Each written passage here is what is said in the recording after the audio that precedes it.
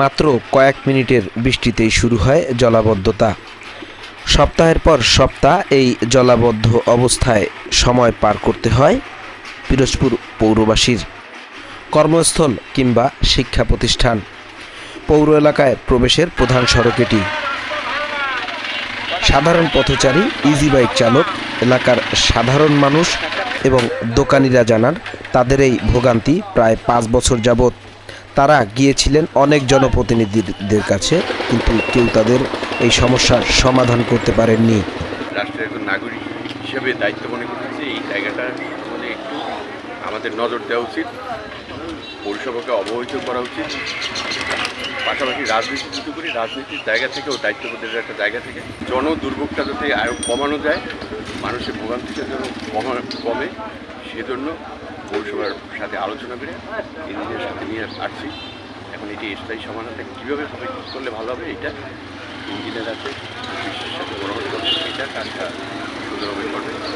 এটা তাদের বিগত এই 4 বছর ধরে এইখানে তারা সরকারি জায়গাটা বালি দিয়ে ভরাটের কারণে এখন আর পানি কোথাও যাওয়ার জায়গা নেই, সমস্ত পানিগুলো রাস্তায় এসে নেয়। সরকারি জায়গার উপর একটা ছিল, ছোট্ট পুকুরের মতো ছিল। জি, এই পানিটা মূলত রাস্তার ছোট্ট পুকুরটাই নেমে যায়। এই অবৈধ দখলদাররা এই সড়কের জায়গা দখল করছে, করিয়া ভরাট করিয়া তো দোকানদারি করে খায়, আবার ভাড়াও দিয়ে খায় সরকারি জায়গায়।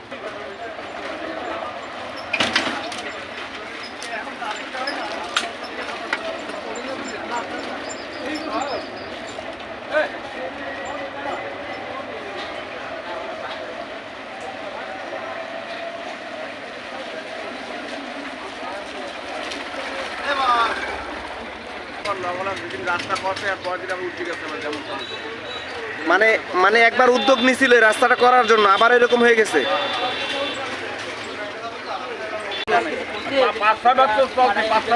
ভোগান্তি শেষ নেই, গাড়ি ঘোড়া নোংরা হয়ে যায়, মানুষজন বেরাচ্ছি, আর শেষ দিক কোথায় আল্লাহ ভালো জানে। মানে সরকারও দেখে না, সরকারের তাকায়ও না, ভোটের সময় ভোট সরকারের চাইয়ে নিয়ে যায়, হ্যাঁ, আদর মাথা পোছা দিয়া তারপর কোনো খেয়াল। এই পানির কারণে দেখায় না না থাকার কারণে গাড়িগুলো দেখা যায় খাওয়া পড়ে গেছে, মানুষ পড়ে গেছে, ডাক্তার করতে যায় যেন মরিয়ে গেছে। মানে এসব রাস্তা তো ভালো ইয়ে না।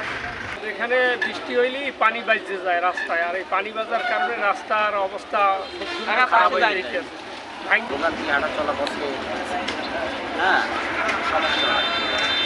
ওই সরকারের আমল থেকে এখন পর্যন্ত এটার কোনো সুরা হয়নি।